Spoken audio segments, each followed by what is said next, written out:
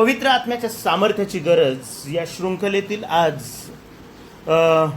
6वा संदेश आपण ऐकत आहोत आणि 5वी गोष्ट प्रेषितांची कृत्य याचा 2रा अध्याय यामधून आपण पाहणार आहोत. आणि आपण आज वचन 37 ते 41 या वचनांचा विचार करणार आहोत किंवा या वचनांमधून आपण शिकणार आहोत. पवित्र आत्म्याच्या सामर्थ्याची गरज आम्हाला का आहे माहिती आहे का? आणि 5वी गोष्ट आहे ती म्हणजे पवित्र आत्मा आपल्याला योग्य निर्णय घेण्याचं मार्गदर्शन करतो. योग्य निर्णय घेण्याच्या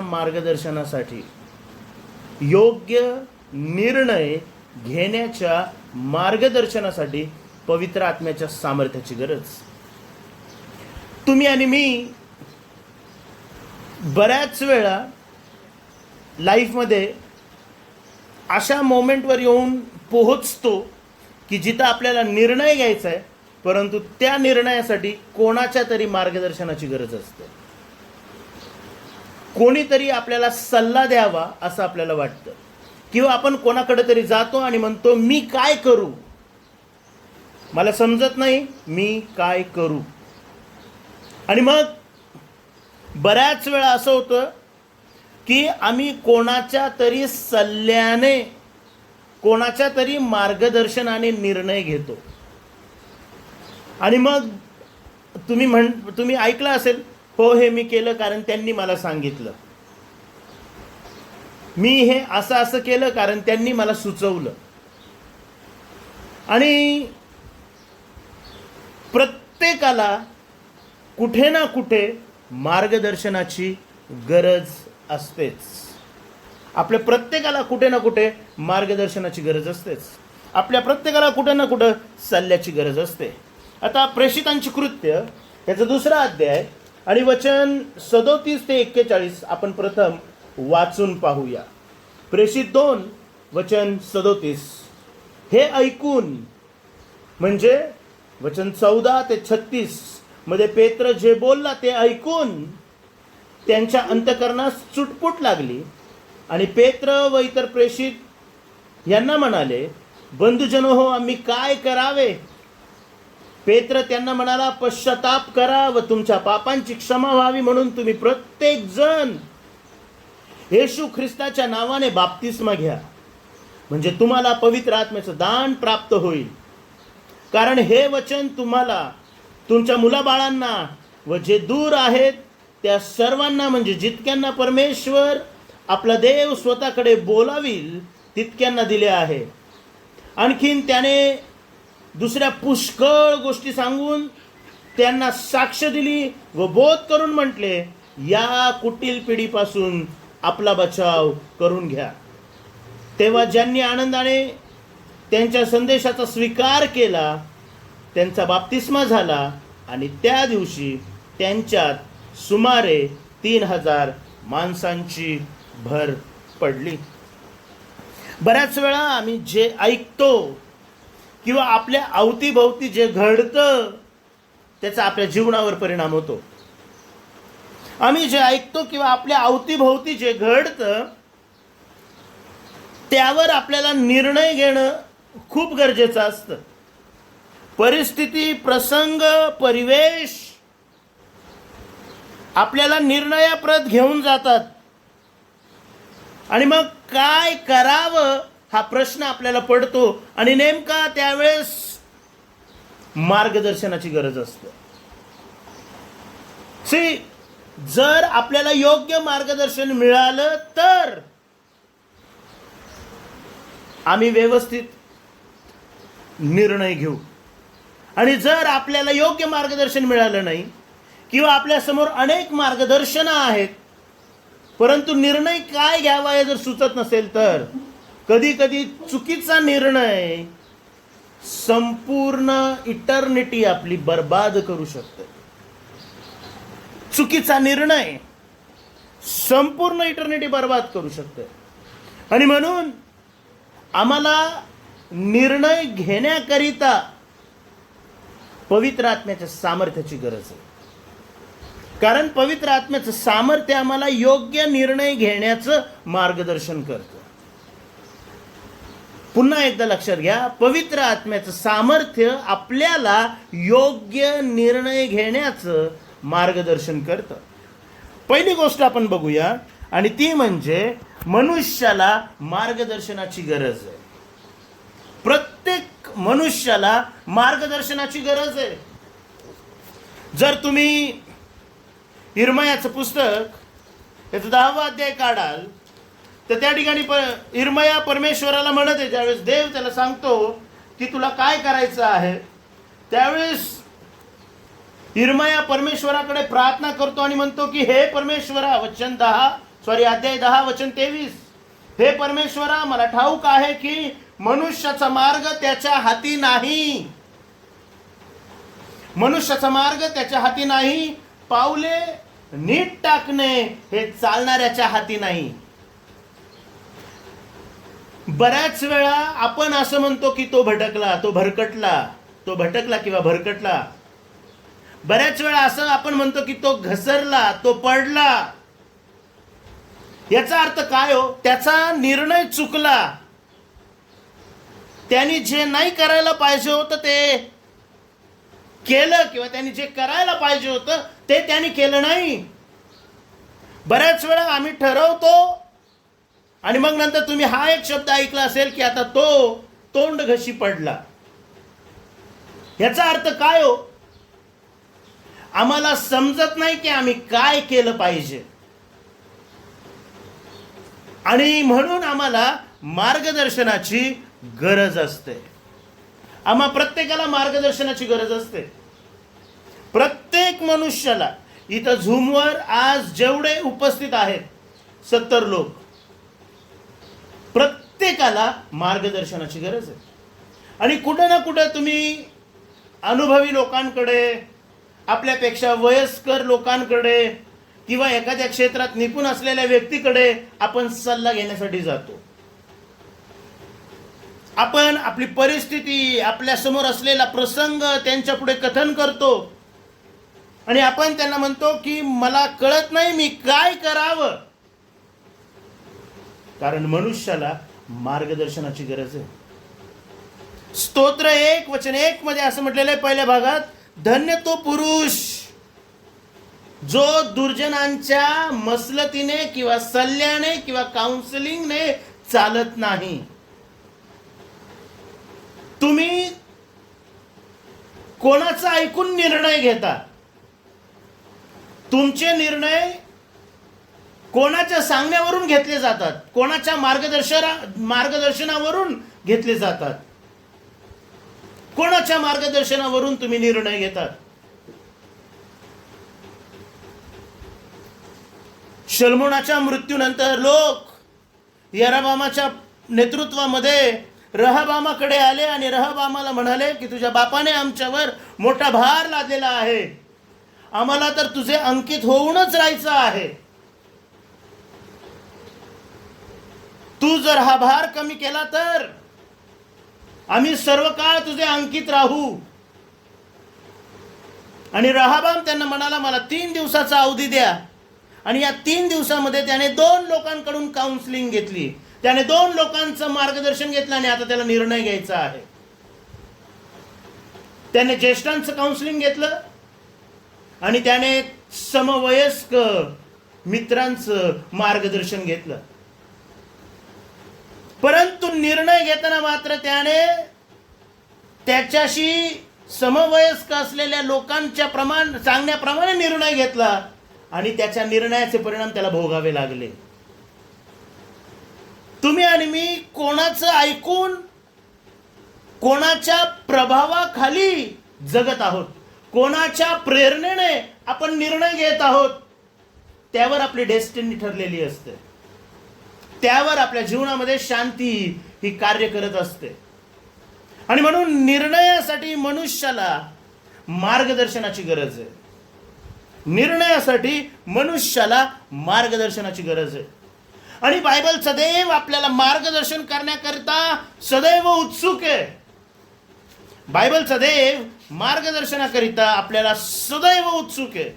नीतिसूत्रे याचा 3रा अध्याय आणि वचन 5 मध्ये असं म्हटलेलं आहे की तू आपल्या अगदी मनापासून परमेश्वरावर भाव ठेव आणि आपल्याच बुद्धीवर अवलंबून राहू नको.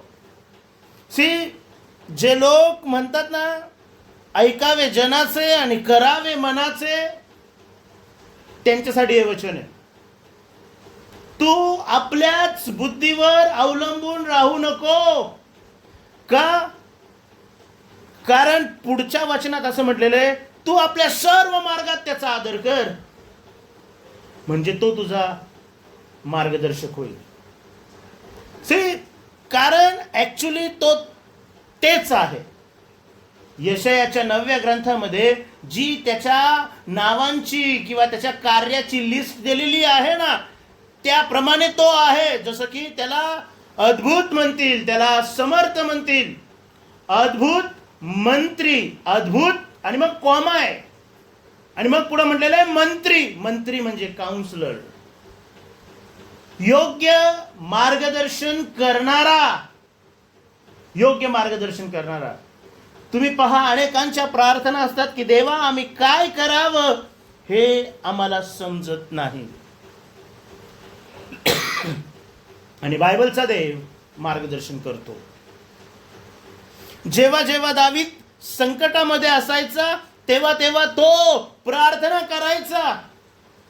काही वेळात त्याने एफोद मागितला आणि म्हटलं की देवा आम्ही मोठ्या पेचात पडलेलो आहे, मी येथे जाऊ का, मी हे करू का, मी लढू का. हो, या गोष्टी सुद्धा आम्ही देवाकडे विचारू शकतो. आम्हाला मार्गदर्शनाची गरज आहे. मी काय करावं हे मला कळत नाही. एस्तेरने उपास जाहीर केला, एस्तेरने प्रार्थना करण्याची वेळ जाहीर केली आणि विषय काय आहे माहिती आहे का? देवाने मार्गदर्शन करावं. देवाने मार्गदर्शन करावं आणि म्हणून असं म्हटलेलं आहे, तू आपल्या सर्व मार्गात त्याचा आदर कर, म्हणजे तो तुझा मार्गदर्शक होईल. येशू हा मंत्री आहे आणि म्हणून योहान 14:6 मध्ये तो म्हणतो की मार्ग, सत्य व जीवन मीच आहे. तुम्हाला मार्ग पाहिजे, तुम्हाला मार्गदर्शन पाहिजे, म्हणजे तुम्हाला मी पाहिजे. मनुष्याला मार्गदर्शनाची गरज आहे. आणि एक गोष्ट नेहमी लक्षात ठेवा, खरं मार्गदर्शन, खरी काउन्सिलिंग आपल्याला फक्त देवाच्या वचनातूनच मिळते. आणि म्हणून आम्ही वैयक्तिकरित्या बायबल वाचनाला, बायबल स्टडीला, देवाच्या वचनाचं मनन करायला किती महत्व देतो, किती महत्व देतो. बायबलचा वैयक्तिक अभ्यास आपला काय आहे हे खूप महत्वाचं आहे. स्तोत्र 119 वचन 105 मध्ये म्हटलेलं आहे, तुझं वचन माझ्या मार्गावर प्रकाशासारखं, माझ्या पावलाकरता दिव्यासारखं आहे. देवाच्या वचनाच्या उलगड्याने प्रकाश प्राप्त होतो. तो त्याच्या वचनातून आपल्याला मार्गदर्शन करतो. तो त्याच्या वचनातून आपल्याला आणि आपल्याला वचनाच्या मार्गदर्शनाची नितांत गरज आहे. नाहीतर त्याशिवायचं जे मार्गदर्शन असेल ना, ते मार्गदर्शन कदाचित, वचनाशिवायचं मार्गदर्शन कदाचित आपल्याला त्रासात, अडचणीत टाकू शकतं. जसं की नीतिसूत्र आहे, याचं 14वा अध्याय आणि 12वा वचन असं म्हटलेलं आहे की मनुष्याला एक मार्ग सरळ दिसतो, पण त्याच्या शेवटास मृत्यूपथ फुटतात. मनुष्याला एक मार्ग सरळ दिसतो, पण त्याच्या शेवटास मृत्यूपथ फुटतात. मृत्यूपथ फुटतात. फुटतो आणि फुटतात या शब्दातलं अंतर काय माहिती आहे का? फुटतो हा एक वचनी, फुटतात हे अनेक वचनी. अनेक अडचणी तुमच्या जीवनामध्ये येऊ शकतात, तुम्हाला योग्य मार्गदर्शनाची गरज आहे. यिर्मया म्हणतो की आम्हाला मार्गदर्शनाची गरज आहे. शलोमोन म्हणतो की स्वतःच्या बुद्धीवर अवलंबून राहू नका, कारण देवाचं वचन आपल्या जीवनामध्ये खरा प्रकाश टाकतं. प्रकाश टाकतं म्हणजे आपल्याला मार्गदर्शन करतं, कारण आम्हाला मार्गदर्शनाची नितांत गरज आहे. आणि म्हणून दुसरी गोष्ट आपण बघूया की पवित्र आत्मा हा आपला उत्तम मार्गदर्शक आहे. जर मनुष्याला मार्गदर्शनाची गरज आहे तर पवित्र आत्मा आपला उत्तम मार्गदर्शक आहे, आणि आम्ही रोज त्याच्या मार्गदर्शनावर अवलंबून राहायला पाहिजे. आता एक गोष्ट नेहमी लक्षात ठेवा की पवित्र आत्मा आपल्याला मार्गदर्शन करणार आहे, पण कसं करणार आहे नीट लक्षात घ्या. योहान कृच्छुभवर्तमान याचं 16वा अध्याय, योहान कृच्छुभवर्तमान याचं 16वा अध्याय आणि 13वं वचन काय म्हणतं?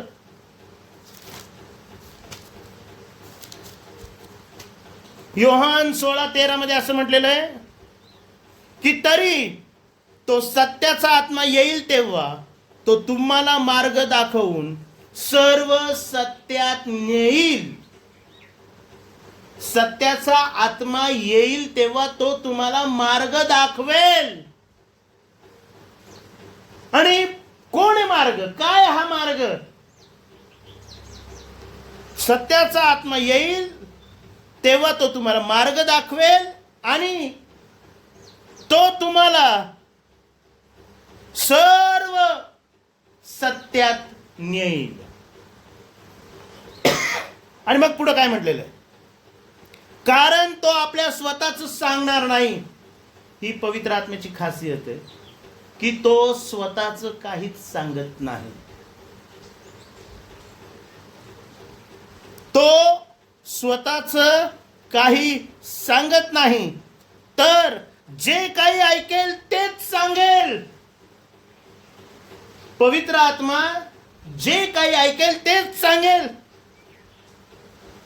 आणि होणाऱ्या गोष्टी तुम्हाला कळवेल. पवित्र आत्मा आपला मार्गदर्शक आहे. असं म्हटलेलं आहे त्याच्याबद्दल की तो तुम्हाला मार्ग दाखवून सर्व सत्यात नेईल. मग हा मार्ग कोण आहे? आणि योहान कृच्छुभवर्तमान हे 14वा अध्याय आणि वचन 6 मध्ये म्हटलेलं आहे, मार्ग सत्य व जीवन मीच आहे. आणि वचन 26 मध्ये म्हटलेलं आहे की तरी ज्याला पिता माझ्या नावाने पाठवील तो कैवारी. म्हणजे पवित्र आत्मा तुम्हाला सर्व काही शिकविल. पवित्र आत्मा तुम्हाला सर्व काही शिकवेल. मार्गदर्शनाची गरज असते म्हणजे काय असतं माहिती आहे का? कोणतरी आपल्याला शिकवतं. तुम्ही बऱ्याच वेळा हे वाक्य ऐकलं असेल, अरे याला त्यांनी शिकवलंय रे म्हणून तो असा वागतो, अरे त्याला त्यांनी शिकवलंय म्हणून तो तसा बोलतो. किंवा कधी कधी आपण हा प्रश्न विचारतो उपहासातून कोणाला तरी, कोणी शिकवल्या या गोष्टी तुला? या गोष्टी तुला कोणी शिकवल्या? तुम्ही असेही शब्द ऐकले असतील, वाक्यप्रचार किंवा म्हणी लोकांना बोलताना, कोणी तुझे कान भरले? अच्छा, मला असं कळालं आता, हा त्याचा चेला आहे. म्हणजे काय हो या सर्व गोष्टींचा अर्थ? कोणतरी तुम्हाला शिकवतं, तुम्ही कोणाच्या तरी प्रभावाखाली आहात. आता नीट लक्षात घ्या, जर आमच्या निर्णयांवरून आमच्या व्यक्तिमत्व ठरवलं जाणार असेल की कोण मला शिकवतं, तर मग हे सर्व क्रेडिट पवित्र आत्म्याला गेलं पाहिजे. इतरांनी मला शिकवण्यापेक्षा, मी काय करावं हे सांगण्यापेक्षा, पवित्र आत्म्याने जर मला सांगितलं की मी हे करावं, तर लोक साक्ष काय देतील माहिती आहे का? याला कोण शिकवतं? याला पवित्र आत्मा शिकवतो. त्याला कोण शिकवतं? त्याला देव शिकवतो. पेत्राबद्दल त्यांना समज होतं की हा हे कसं बोलू शकतो. भाषा ऐकणाऱ्यांबद्दल लोकांना प्रश्न पडला होता की हे जे प्रत्येक जण आपापली जन्मभाषा जी त्यांची नाहीये, परंतु आपली, त्या आपल्या भाषेत हे कसं बोलतायत? आणि त्यांच्या या प्रश्नाचं उत्तर वचन योहान 14:26 मध्ये आहे. तरी ज्याला पिता माझ्या नावाने पाठविल तो कैवारी म्हणजे पवित्र आत्मा तुम्हाला सर्व काही शिकविल आणि ज्या गोष्टी मी तुम्हाला सांगितल्या त्या सर्वांची तुम्हाला आठवण करून देईल. आपण मगाशी 16:13 मध्ये काय ऐकलं? की तो स्वतःच काहीच सांगत नाही, तर तो ते सांगतो जे तो ऐकतो. आणि तो काय ऐकतो? पवित्र आत्मा येशू ख्रिस्ताचं ऐकतो. येशू ख्रिस्ताने जे शिकवलं, जे सांगितलं, येशू जे शिकवतो, येशू जे सांगतो, त्याची तो आठवण करून देतो. त्याची तो आठवण करून देतो. पवित्र आणि त्याच्यासाठी म्हणून तुम्हाला माहिती आहे का, Bible is our best counsellor. देवाचं वचन हे आपलं उत्तम मार्गदर्शक आहे. आणि आज पवित्र आत्म्याला जर तुमच्याशी काय बोलायचं असेल, तुम्हाला मार्गदर्शन करायचं असेल, तर तो ते ह्याच्यातून करणार आहे. ह्याच्यातूनच, देवाच्या वचनातूनच. आणि म्हणून असं म्हटलेलं आहे की तो त्याच्या मनाचं काहीच सांगत नाहीये. 16:23 16:13 तर 14:26 मध्ये म्हटलेलं आहे की ज्या गोष्टी मी तुम्हाला सांगितल्या त्या सर्वांची तो तुम्हाला आठवण करून देईल. आणि म्हणून ज्यांचं ज्यांचं तारण झालेलं आहे, ज्यांचा ज्यांचा नवा जन्म झालेला आहे, किंवा जे जे पवित्र आत्म्यानं बाप्तिस्मा पावलेले आहेत,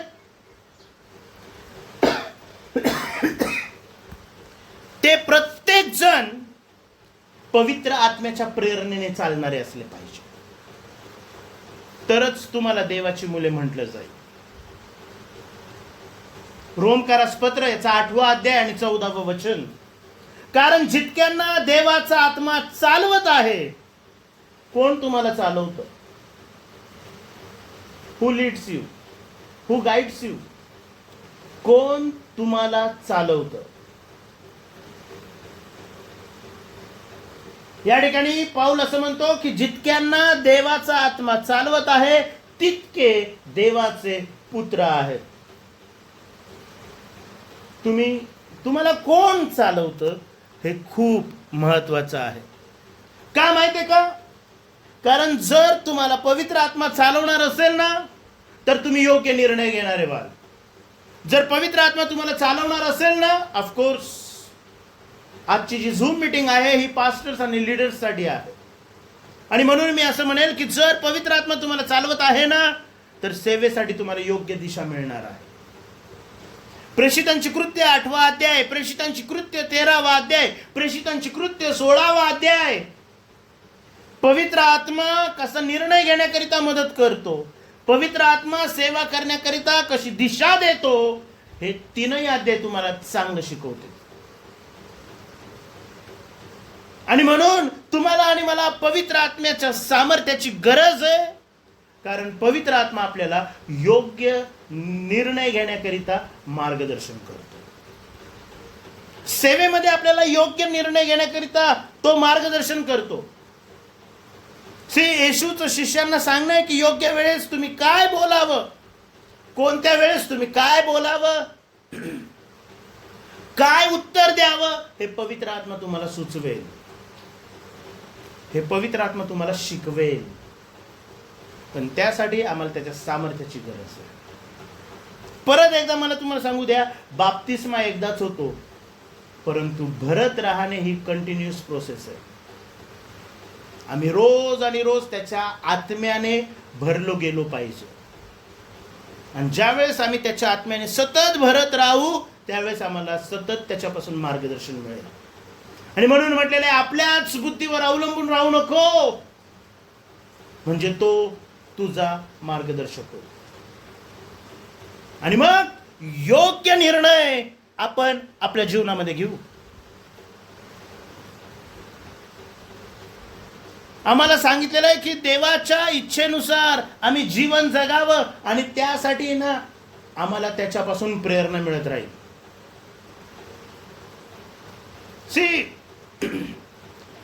बऱ्याच लोकांना तुम्ही हे देखील वाक्य बोलताना ऐकत असेल की यांनी आम्हाला प्रेरणा दिली, त्यांनी आम्हाला प्रेरणा दिली, आम्ही यांच्या प्रेरणेने हे केलं. पाऊल काय म्हणतो बघा, गलतीकारास पत्र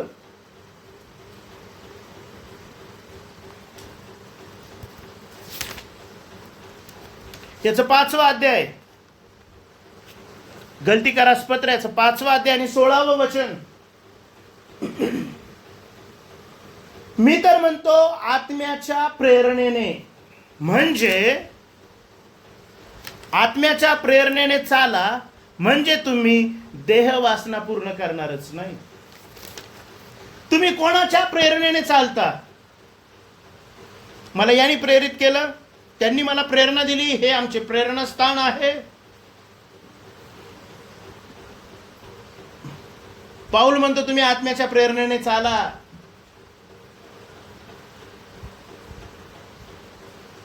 शाऊलासमोर मोठा प्रश्न होता, कोणाचं मार्गदर्शन घेऊ? अमालेक्यांची लूट आहे समोर, सर्वच विध्वंस करायला सांगितलंय, देवाची आज्ञा आहे. मी कोणाचं ऐकू मला कळत नाही.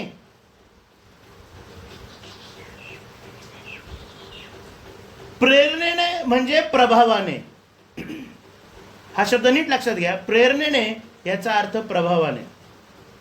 पवित्र आत्म्याच्या प्रभावाने चाला. तुमच्यावर पवित्र आत्म्याचा प्रभाव असू द्या. कधी कधी आपल्यावर कोणाचा तरी खूप मोठा प्रभाव पडतो, खूप मोठा प्रभाव पडतो. मला आठवतं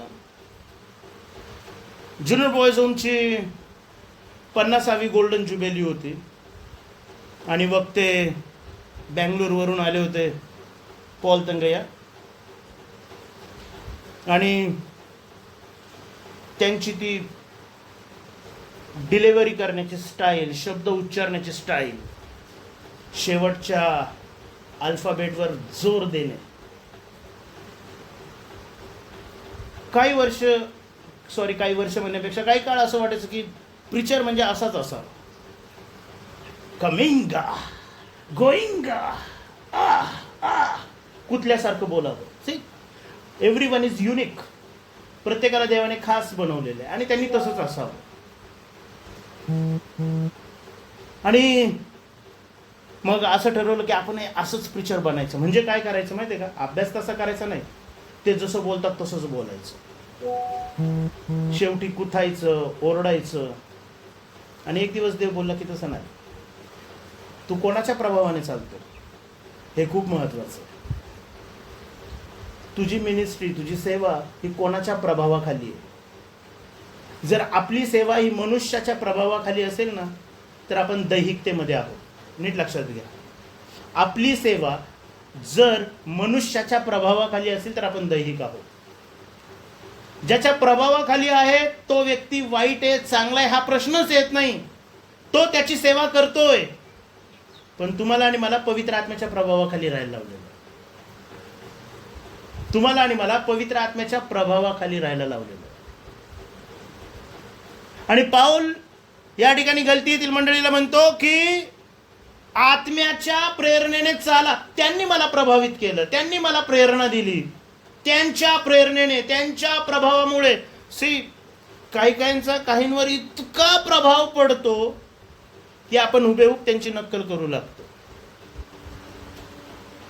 इव्हन लोक खानपान बदलतात. ते जसं खातात तसं आपणही खाऊ, ते जसं चालतात तसं आपणही चालू. अशा परिस्थितीत विश्वासणाऱ्यांनी काय केलं पाहिजे माहिती आहे का? पवित्र आत्म्याच्या प्रभावाखाली चाललं पाहिजे. म्हणजे पाऊल म्हणतो की देह वासना पूर्ण होणारच नाही. देह वासना पूर्ण होणारच नाही. का बरं?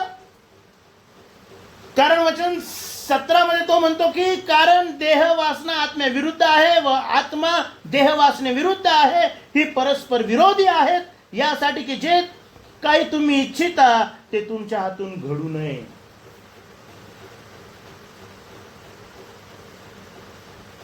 मलाच कळलं नाही माझ्या हातून हे कसं घडलं. ही बोलण्याची वेळ येऊ नये म्हणून आम्ही पवित्र आत्म्याच्या प्रभावाने, आम्ही पवित्र आत्म्याच्या प्रेरणेने चालावं. या जगामध्ये आपल्यावर प्रभाव टाकणारे, आपल्याला प्रलोभित करणाऱ्या अनेक गोष्टी आहेत. तुम्हाला माहिती आहे का, marketing is on every step, advertising is on every step. प्रत्येक पावलाला तुम्हाला जाहिरात पाहायला मिळेल आणि या जाहिराती तुम्हाला मोहात ओढण्यासाठी. कोणाचा प्रभाव तुमच्यावर पडणार आहे तसे तुम्ही चालणार आहात. कोणाचा प्रभाव. बऱ्याच वेळा लोकांना असं वाटतं की नाही मी कंट्रोल करू शकतो, आणि नंतर त्याच व्यक्तीवर कोणाचा तरी प्रभाव पडतो आणि ते बहकतात. अनेक मोठमोठे सेवक भरकटले, देवाची स्तुती असो की त्यातले बरेचसे जण पुन्हा नाही का वळाले, देवाकडे आले आणि आजही त्यांची सेवा देवाने आशीर्वादित केलेली. अनेक मोठमोठे सेवक भरकटले. याचं कारण काय माहितीये का, कोणीतरी त्यांच्यावर प्रभाव टाकलेला होता. मग तो प्रभाव कशाचाही असेल, पैशाचा असेल, सेक्सचा असेल, प्रतिष्ठेचा असेल, माहित नाही कोणता प्रभाव आपल्यावर पडतो, कोणाचा प्रभाव आपल्यावर पडेल आणि आपल्याला कुठं नेईल सांगता येत नाही. आणि म्हणून आम्हाला नेहमी पवित्र आत्म्याचा प्रभाव आमच्या जीवनामध्ये असावा. आम्ही नेहमी पवित्र आत्म्याच्या प्रेरणेने चालणारे असावे. पवित्र आत्म्याच्या प्रेरणेशिवाय जे चालतात, पवित्र आत्म्याच्या प्रभावाशिवाय जे चालतात, ते जणू काय दैहिक त्याच्या अधीन असतात. नीट लक्षात घ्या, पवित्र आत्म्याच्या प्रेरणेशिवाय, पवित्र आत्म्याच्या मार्गदर्शनाशिवाय, पवित्र आत्म्याच्या प्रभावाशिवाय चालणारे हे दैहिकतेच्या अधीन असतात. आणि वचन 13 मध्ये म्हटलं, वचन 19 मध्ये म्हटलेलं आहे, गलती 5:19 मध्ये, देहाची कर्मे तर उघड आहेत, जार कर्म, अशुद्धपणा, कामातुरपणा, मूर्तीपूजा, चेटके, वैर, कलह, मत्सर, राग, तट, फुटी, पक्षभेद, खून, हेवा, खून, दारूबाजी, रंगेलपणा. आणि काही जण म्हणतात वाव, या सर्व गोष्टी माझ्या जीवनात नाहीये. या सर्व गोष्टी माझ्या जीवनात नाही. मी पाळक आहे आणि माझ्यात जार कर्म नाहीये, आणि माझ्यात अशुद्धपणा नाहीये, माझ्यात कामातुरपणा नाहीये, माझ्यात मूर्तीपूजा नाहीये, माझ्यात चेटके, मी जादूटोना चेटके वगैरे करत नाही, माझं कोणाशी वैर नाहीये.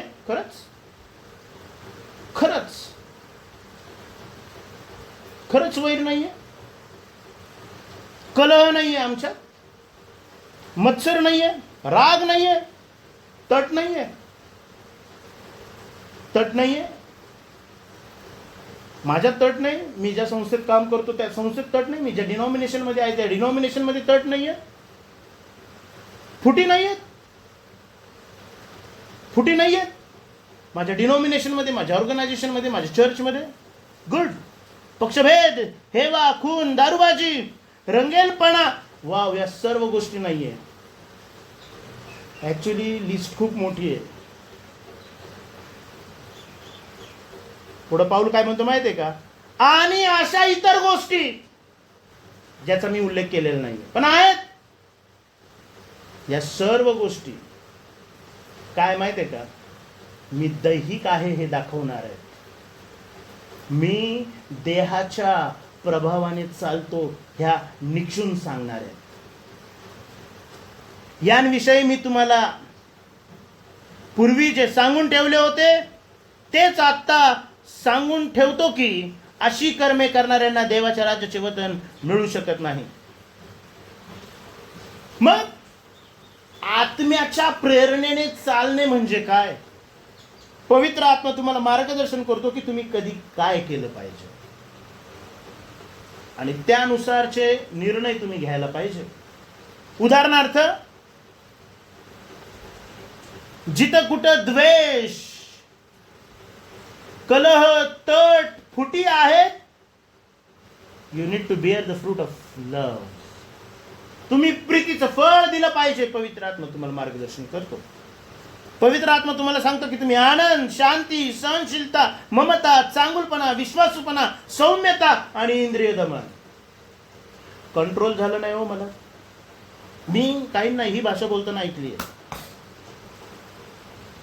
मला माझं पाळकीय पण बाजूला ठेवायला लावू नको. मी जर माझ्या पूर्वीच्या स्वभावावर जर आलो ना, तर आजपर्यंत कोण शांत बसलं नाही. सॉरी. ज्या अर्थी तुम्ही हे बोलताय त्या अर्थी तुम्ही पूर्वीच्या गोष्टी अजून होल्ड करून ठेवलेल्या आहेत. याचाच अर्थ तुम्ही दैहिकतेमध्ये आहात.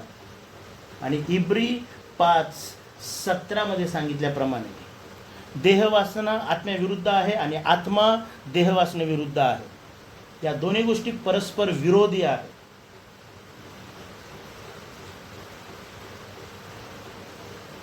जुना स्वभाव मेला, त्याला पुरलं, तो संपला. मग बाहेर आलं ते काय? बऱ्याच वेळा लोक भूत म्हणतात ना, भूत, त्या ह्याच गोष्टीत.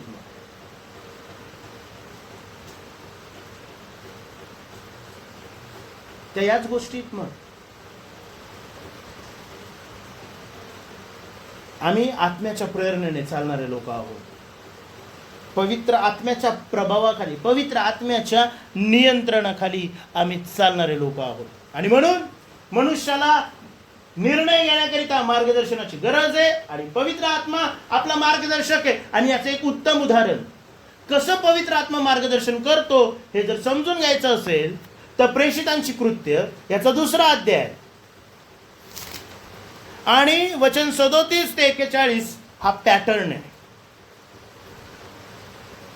3री गोष्ट, पवित्र आत्म्याच्या मार्गदर्शनाची प्रक्रिया कशी ती बघा. पवित्र आत्मा मार्गदर्शन कसा करतो? What is the process? प्रक्रिया काय मार्गदर्शनाची? 1, 2, 3, 4 गोष्टी आहेत, त्या नीट समजून घ्या. मार्गदर्शनाची प्रोसेस. सगळ्यात महत्वाची गोष्ट, पवित्र आत्म्याच्या मार्गदर्शनाची प्रोसेस ही देवाच्या वचनाच्या श्रवण करण्याने होते. पवित्र आत्मा जे काही तुम्हाला सांगेल ते देवाच्या वचनातूनच सांगेल. पवित्र आत्मा जे काही तुम्हाला शिकवेल ते वचनातूनच शिकवेल. आणि म्हणून जिथं कुठं देवाच्या आत्म्याचं कार्य आहे तिथं तिथं देवाच्या वचनाचं कार्य आहे. आणि या 2 गोष्टी तुम्ही वेगळ्या करू शकत नाही. या 2 गोष्टी तुम्ही वेगळ्या करू शकत नाही. आता बघा, वचन 37 ची सुरुवात काय? हे ऐकून. काय ऐकून? हे ऐकून म्हणजे काय ऐकून? वचन 14 सांगतं की पेत्र उभा राहिला, त्याने बोलायला सुरुवात केली. वचन 15 पासून ते वचन 36 पर्यंत पेत्र त्यांना जे जे बोलला. आणि पेत्र काय बोलला? पेत्र योएल संदेशाच्या पुस्तकातून बोलला. पेत्र त्यांच्या संगती दाविदाच्या स्तोत्रांमधून बोलला. आणि हे सर्व ऐकून पवित्र आत्म्याच्या मार्गदर्शनाची प्रक्रिया ही देवाचं वचन श्रवण करण्याने होते. पवित्र आत्म्याच्या मार्गदर्शनाची प्रक्रिया जिथे कुठे चालू होणार आहे तर ती वचनातून चालू होणार आहे. लोकांनी पेत्राचा वचन 14 ते 36 मधील संदेश ऐकला. पवित्र आत्मा वचनाच्या द्वारे कार्य करतो. हे आम्ही कधीच विसरता कामा नये. आणि म्हणून वचनाचा व्यवस्थित अभ्यास केला पाहिजे. वचन नियमित वाचलं पाहिजे. देवाला जर बोलायचं तर तो ते वचनातूनच तुमच्याशी बोलणार आहे. मी कधीतरी कोणाला तरी यूट्यूबवर का कुठेतरी असं बोलताना ऐकलं की तुमचे आणि ती व्यक्ती लोटाच्या वचनातून सांगत होते, लोटाच्या जीवनातून बोलत होते. लोटाचं सर्व गेलं आणि सर्व आलं. आणि याचा अनुवाद त्या व्यक्तीने असा केला की तुमचे गेलेले आशीर्वाद पुन्हा येणार आहे. 2026 साल तुमच्यासाठी आशीर्वादाचा असणार आहे. भविष्यवाणी. आजकाल लोक उठतात आणि भविष्यवाणी करतात. लोक उठतात आणि भविष्यवाणी करतात. करा, मी त्याच्या विरुद्ध नाही आहे. तुम्ही ज्या भविष्यवाण्या करता त्या देवाच्या वचनाशी आधारभूत असल्या पाहिजे. त्याचा बेस देवाच्या वचनाशी असला पाहिजे. तुमचे गेलेले आशीर्वाद पुन्हा येते. मी नीट ऐकलं आणि मी माझ्या मनाला प्रश्न विचारला, आशीर्वाद होते म्हणजे काय होतं? आशीर्वाद होते म्हणजे काय होतं? आणि अब्रामाने जे परत आणलं ते आशीर्वाद होते का? अब्रामाने लोटाचं काय काय परत आणलं आणि ते आशीर्वाद, त्याला आशीर्वाद मानत? अहो, त्या भौतिक वस्तू होत्या. त्या भौतिक वस्तू होत्या. जसं की लोटाच्या मुली पण लुटल्या गेल्या होत्या. लोटाच्या मुली, लोटाचा आशीर्वाद होता. अरे, लोट नंतर त्याच मुलींचा परत बाप झाला. लोट नंतर त्याच मुलींचा बाप झाला. आणि म्हणून भौतिक वस्तू, बंगला, गाडी, जनावर, शेती, जागा, बँक बॅलन्स, सोनं, कसं शक्य? एकदा एक भविष्यवक्ता कोणाशी तरी चर्चमध्ये गेला आणि म्हटलं की देव ही भिंत पाडते आणि नवीन भिंत बांधते जागा पुढं सरकवून. त्या पाळकाने भिंत पाडली, नवीन भिंत बांधली. अजूनही तो कर्जच फेडतोय आणि आता त्याला कळत नाही की काय करायचं.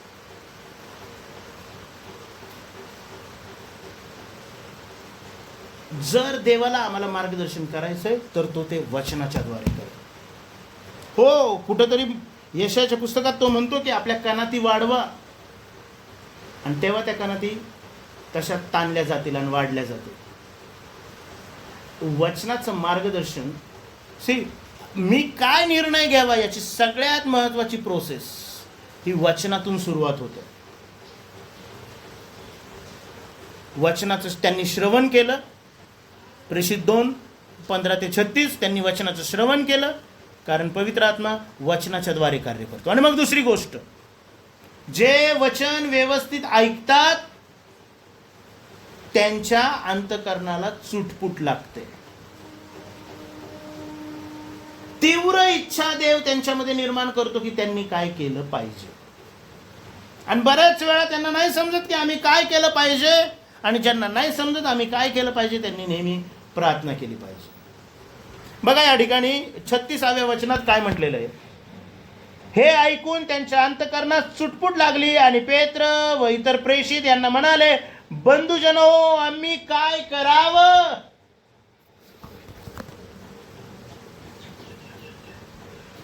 वचन पण असे असावेत, संदेश असे असावेत की ते ऐकल्यानंतर ऐकणाऱ्यांच्या मनामध्ये प्रश्न निर्माण करणारे असतील.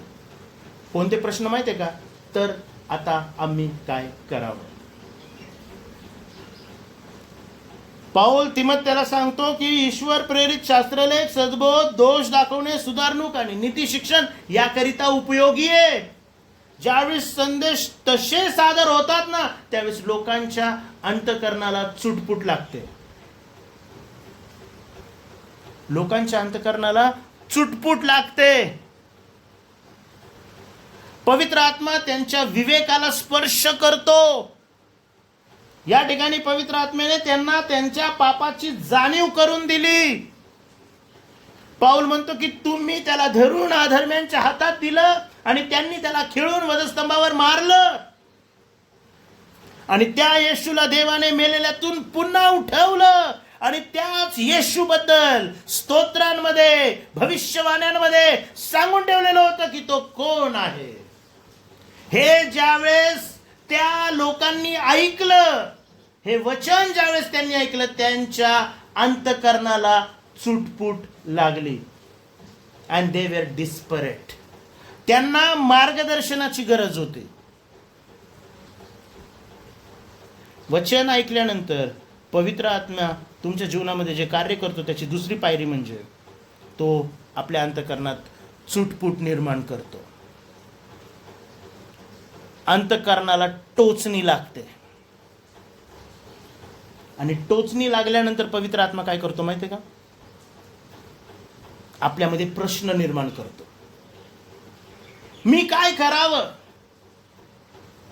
बंधुजन हो, आम्ही काय करावं हा प्रश्न त्यांना पडतो. पवित्र आत्मा माणसाला देवाकडे वळवतो. दोष लावण्याऐवजी तो उपाय शोधू लागतो. मार्गदर्शनाची ही सर्वात महत्वाची पायरी. आमच्या हातून हे घडलं, आमचा जन्मच पापात झालेला आहे आणि आमच्या हातून हे घडलं, आता आम्ही काय करावं? यातून बाहेर कसं यावं? हे पवित्र आत्म्याचं कार्य आहे. तो त्यांच्यामध्ये योग्य प्रश्न निर्माण करतो आणि मग आपल्याला पाहायला मिळतं 38व्या वचनामध्ये देवाचं उत्तर स्वीकारण्याची तयारी. देवाचं उत्तर स्वीकारण्याची तयारी 38व्या वचनामध्ये आहे. पेत्र त्यांना म्हणाला, पश्चाताप करा व तुमच्या पापांची क्षमा व्हावी म्हणून तुम्ही प्रत्येक जण येशू ख्रिस्ताच्या नावाने बाप्तिस्मा घ्या, म्हणजे तुम्हाला पवित्र आत्म्याचं दान प्राप्त होईल. काय करायची गरज आहे?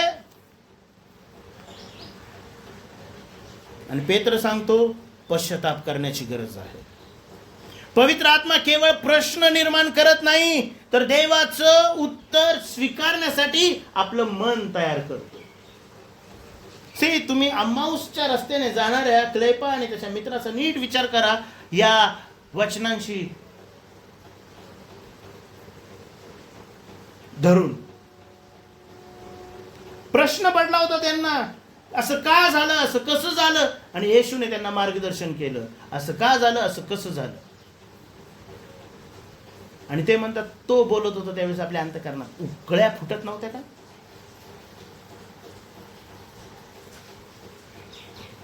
आणि निर्णय काय घेतला त्यांनी? तिथंच नाही राहायचं, परत यरुशलेमेत पळत पळत जायचं आणि जाऊन बंधू वर्गाला सांगायचं की प्रभू उठला आहे.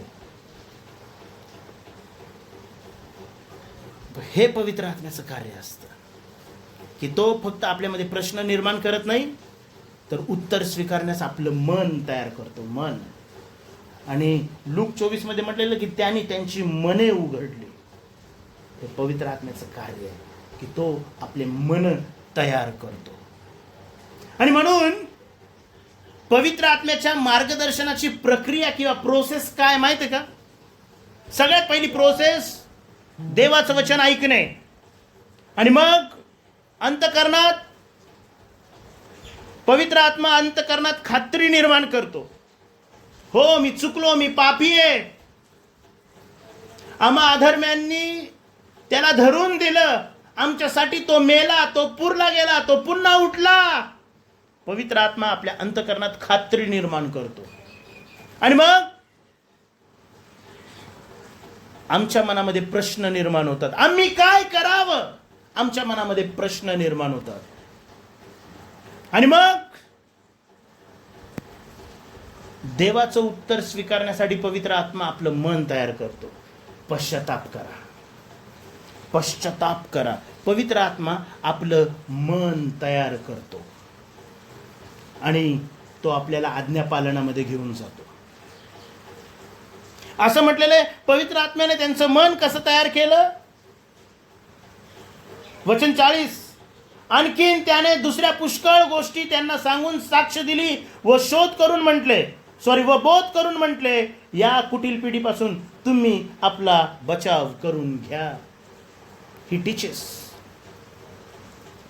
तो त्यांना शिकवत होता, तो त्यांना प्रूफ करून देत होता आणि त्यामुळं आज्ञापालनाकरिता ते तयार झाले आणि परिणाम त्यांचे जीवने बदलले.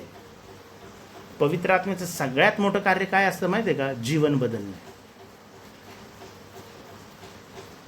आजार बरा होणे, गरिबीतून श्रीमंतीत येणे हे नाही आहे. जीवन बदलणे हेच पवित्र आत्म्याचं सगळ्यात मोठं कार्य आहे. आपली जीवने बदलतात. येशूच्या द्वारे आपला नवा जन्म होतो.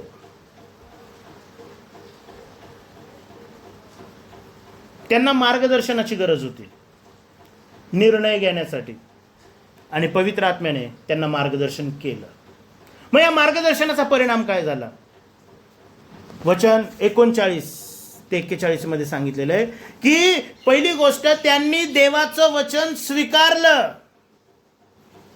पवित्र आत्म्याच्या मार्गदर्शनाचा परिणाम काय झाला माहिती आहे का? त्यांनी देवाचं वचन स्वीकारलं. असं म्हटलेलं आहे 41व्या वचनात, ज्यांनी त्यांचे वचन स्वीकारले. आणि कसं स्वीकारलं माहिती आहे? आनंदी मनाने. या ठिकाणी जो खरा शब्द आहे ना, तो आहे सालस.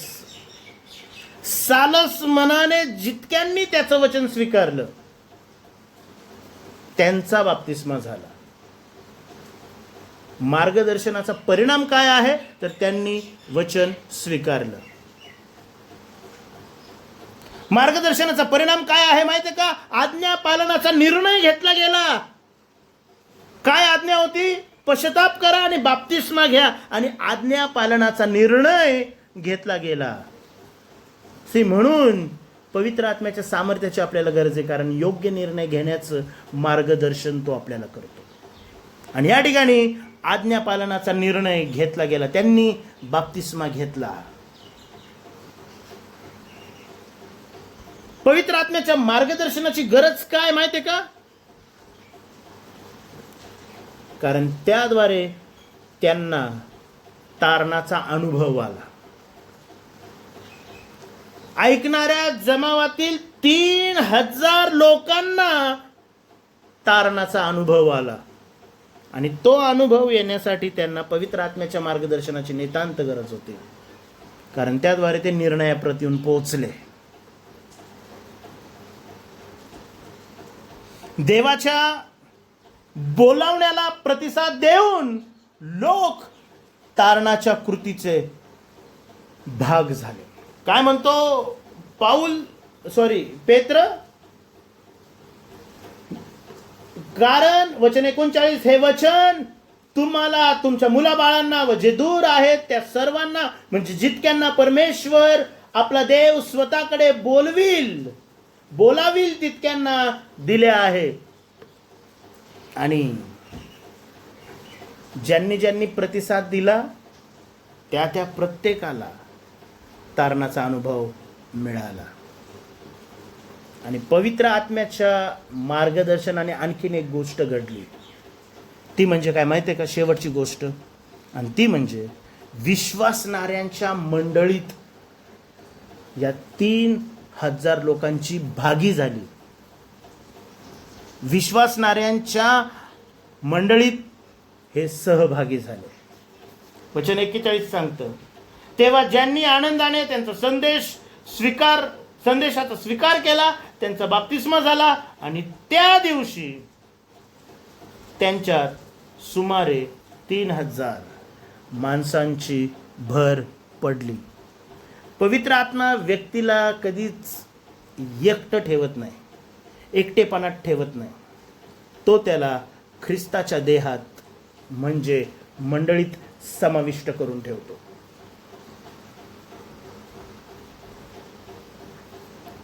पवित्र आत्म्याच्या सामर्थ्याची गरज काय माहिती आहे चर्च? पवित्र आत्म्याच्या सामर्थ्याची गरज काय माहिती आहे मिनिस्टर्स? कारण पवित्र आत्मा आपल्याला योग्य निर्णय घेण्याकरिता मार्गदर्शन करतो. पवित्र आत्म्याच्या मार्गदर्शनाचा परिणाम केवळ भावना, ज्ञान नसतो. तो विश्वास, पश्चाताप, आज्ञापालन, मंडळीशी एकरूपता आणि जीवन परिवर्तन या स्वरूपात प्रगट होतो.